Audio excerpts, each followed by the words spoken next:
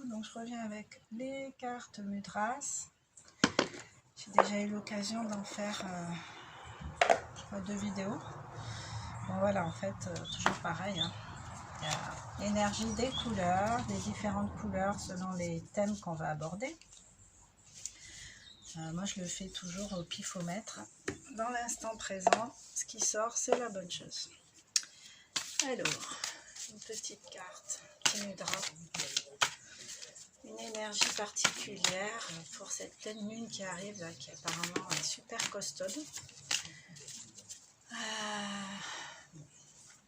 Après, je connais pas vos croyances et vos rituels, hein, si vous en avez. De toute façon, on a tous des rituels, hein, qu'on en ait conscience ou pas, qu'on les appelle comme ça ou pas. Mon premier rituel qui n'a rien de magique, mais qui a quand même un impact super positif pour moi.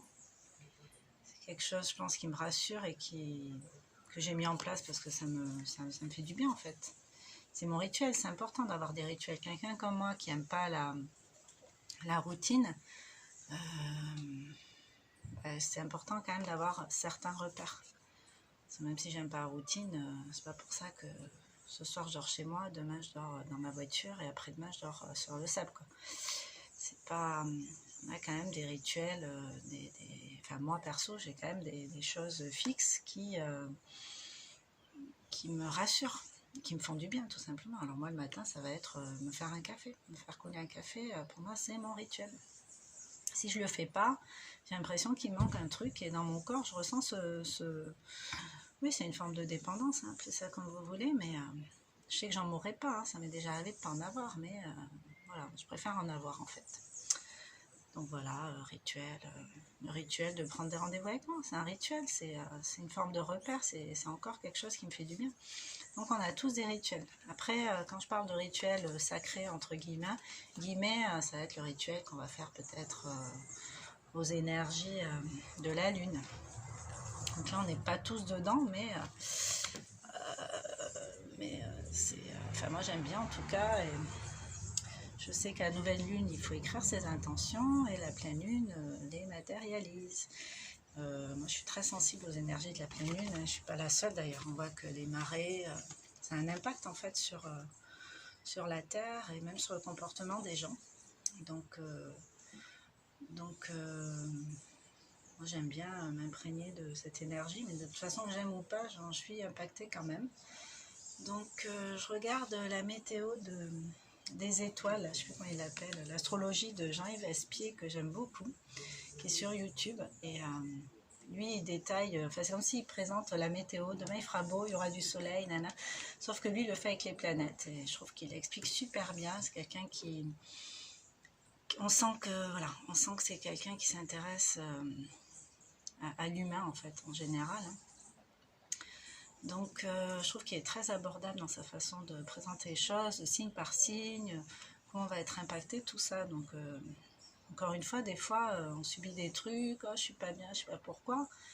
Ben, c'est bien d'avoir ces infos là en fait pour dire ben, c'est normal en ce moment la conjoncture de ci de là, sans devenir astrologue pour autant, hein, mais comprendre un petit peu ce qui se joue et qu'on ne maîtrise pas, qu'on ne contrôle pas, ce qui nous impacte quand même.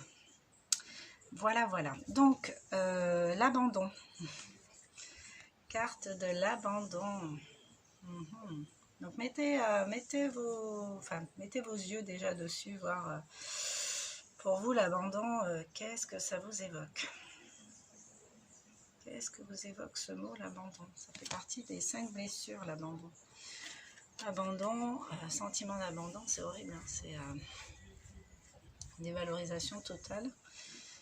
Et en général, quand on est dans la blessure de l'abandon, vraiment, on crée des dépendances affectives vis-à-vis d'autrui. Donc c'est vraiment pas cool pour soi, ni pour les autres d'ailleurs. Alors je vous lis la carte. Le fait de se plonger en toute concentration et en abandon total dans une activité, une contemplation, une méditation, nous fait entrer dans un silence guérisseur, merveilleux, comblant de bonheur, et agit contre les douleurs aiguës et chroniques. Donc là, c'est l'abandon, l'action d'abandonner. Sans l'air qui est invisible, nous mourions. Il existe des énergies que nous percevons, encore moins que l'air qui emplissent l'univers, le porte et rendent notre existence possible. Voilà, moi je vous parlais des énergies subtiles de la lune et tout ça. Abandonnons-nous à cet insaisissable, remplissons-nous de ce vide apparent et quelque chose qui dépasse l'entendement s'accomplira en nous, autour de nous, pour nous. Donc en gros, plutôt que de subir l'abandon, le sentiment d'abandon, là on va abandonner. Voilà, sans complexe en plus. Je m'abandonne au vide et ainsi se développe une riche plénitude et la félicité. Donc, je m'abandonne au vide et ainsi se développe une riche plénitude et la félicité. Donc on va faire un geste de méditation, le mudra dhyani. Vous pouvez faire une petite capture d'écran pour vous le refaire plus tard. Ne vous gênez pas. Voilà, et le geste, le voici. Donc on va essayer de le reproduire. Donc en fait, c'est pas compliqué. Je prends l'index, le pouce. Donc là, pour le coup, je le mets dans la main gauche, la main du cœur. Et je fais la même chose avec le tout. Voilà. On fait ça, on essaie de le faire pendant 3 minutes.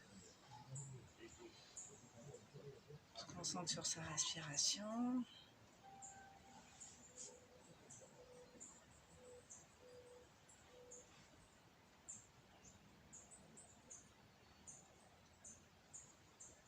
On sent l'énergie circuler en soi.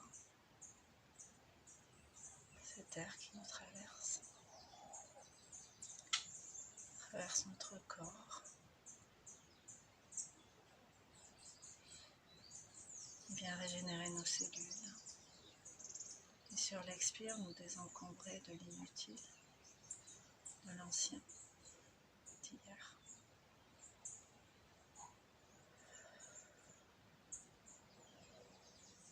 Et sur l'inspire, pour faire place au neuf. Cet air s'engouffre à l'intérieur de notre corps.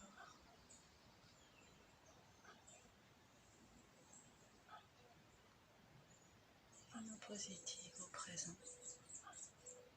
Nous ancre au présent. Prends conscience de mes doigts qui se touchent. De la position de mes mains. L'une se reposant sur l'autre. L'une portant l'autre.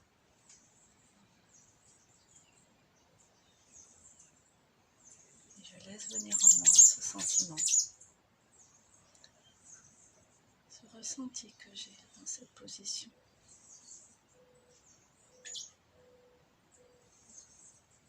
Cette position de mes mains.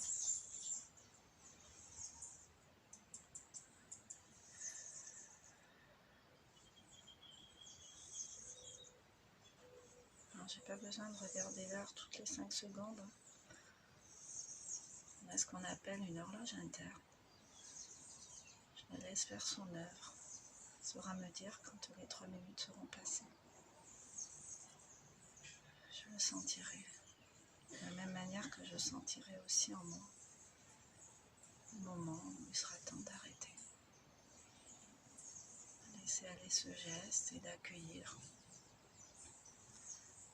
cette notion d'avoir abandonné des tensions, ce qui ne me convient pas ici et maintenant.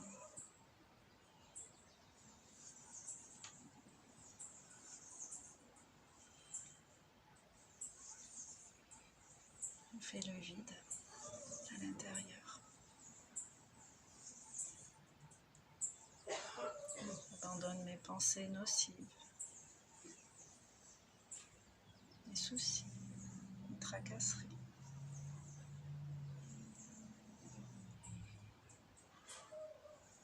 Mes suppositions.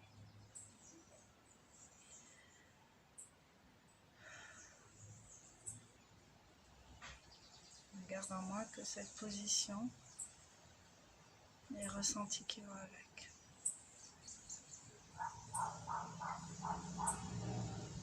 Prenons soin de bien respirer.